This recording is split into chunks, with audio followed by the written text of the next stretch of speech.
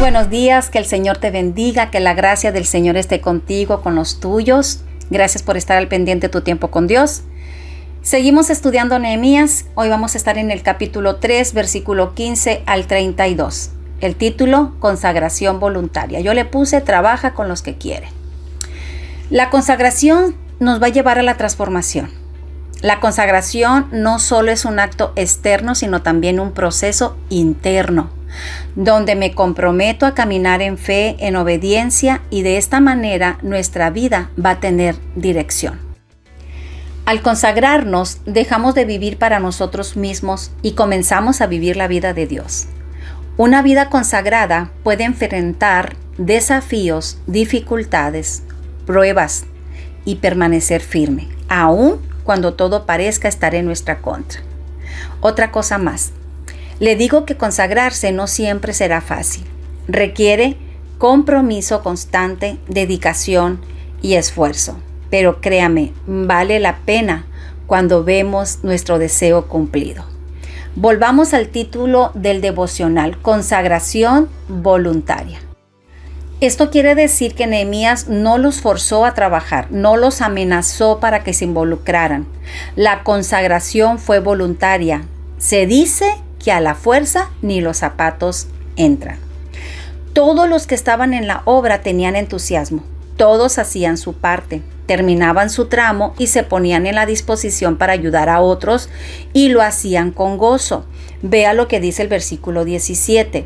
Después Baruch, con todo fervor, o sea, con todo entusiasmo, con mucha energía, restauró otro tramo. Aquí la pregunta es, ¿con cuánto fervor hace usted y yo lo que nos corresponde hacer? ¿Es nuestro entusiasmo una motivación para que otros se involucren? ¿O eres o somos de los que hacen las cosas porque las tiene que hacer? Otra pregunta. ¿Qué nos ha quitado el fervor para hacer la obra de Dios? Cuando nosotros dejamos de servir, dejamos incompleto el trabajo. Esto me lleva a pensar que bajamos la guardia y quedamos desprotegidos. Servir al Señor es lo mejor que a mí me ha pasado en la vida. Porque recuerde que los corazones que son tocados por Dios, también sus manos son tocadas para servir. Y recuerde que el trabajo para Dios no es en vano, porque si lo hacemos de corazón y lo hacemos como para el Señor y no como para los hombres, de Dios nosotros vamos a recibir recompensa. Vamos a ver el versículo 16.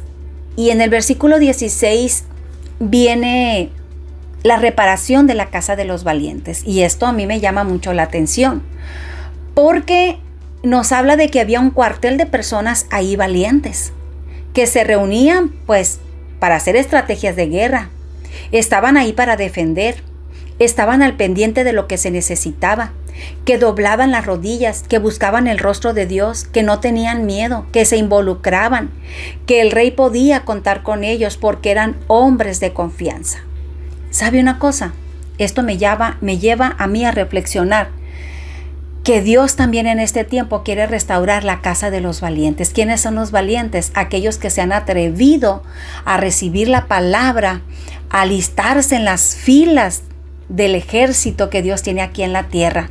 Porque la palabra del Señor dice que el reino de los cielos sufre violencia y solamente los valientes lo arrebatan. Dios está haciendo un llamado. ¿Quién quiere sumarse a levantar la casa de los valientes? Aquellos que estén dispuestos a dar hasta su propia vida por causa de nuestro Dios.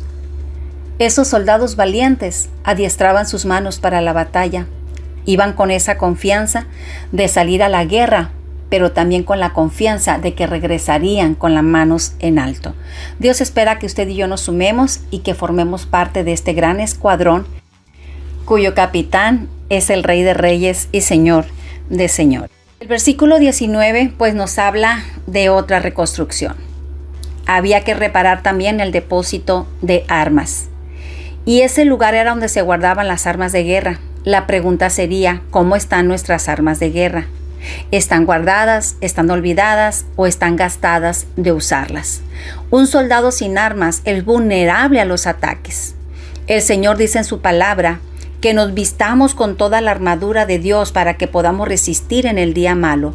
Nuestras armas, las armas de nuestra milicia, son poderosas en Dios para destruir cualquier fortaleza que se levante. Algunas armas poderosas que encontramos en la vida del creyente, pues es la oración. ¿Cómo está la oración? Está la palabra de Dios. ¿Cuánto amamos, cuánto leemos, cuánto meditamos y practicamos la palabra de Dios? Está el ayuno, está la fe, está la obediencia, también está el testimonio y muchas otras cosas más que pudiésemos añadir. ¿Cómo están esas armas en nuestra vida? De la manera en que estén nuestras armas dependerá la victoria o la derrota. También había otra puerta que restauraron, era la puerta de los caballos, en el versículo 28. Esta puerta se llamaba así porque ahí entraban los jinetes cuando regresaban de la guerra victoriosos. Los caballos eran instrumentos de guerra. Supieran o no los caballos, eran entrenados para ir a la batalla, una batalla a muerte. Cuando los soldados regresaban vencedores, no estamos diciendo que no venían heridos, quizás venían heridos, cansados, pero venían victoriosos. También eran ovacionados primeramente por el rey y también eran recompensados.